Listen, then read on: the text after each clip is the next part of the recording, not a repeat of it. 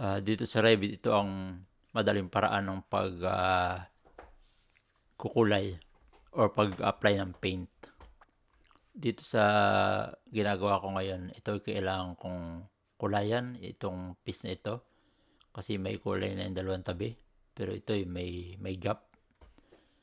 Yung gap na yun ay dahil dito sa wall na ito. So, ang gagawin ko dito ay isolate ko ito dito sa 3D. Isolate element.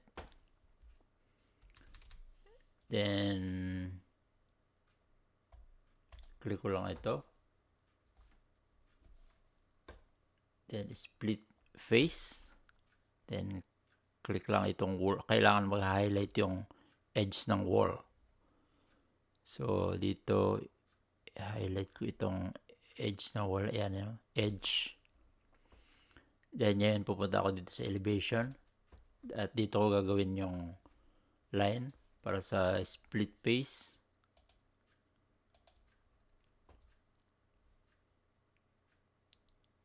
Sa elevation ko ginawa yung split face line dahil madaling align doon sa adjacent wall na may paint para kapantay siya.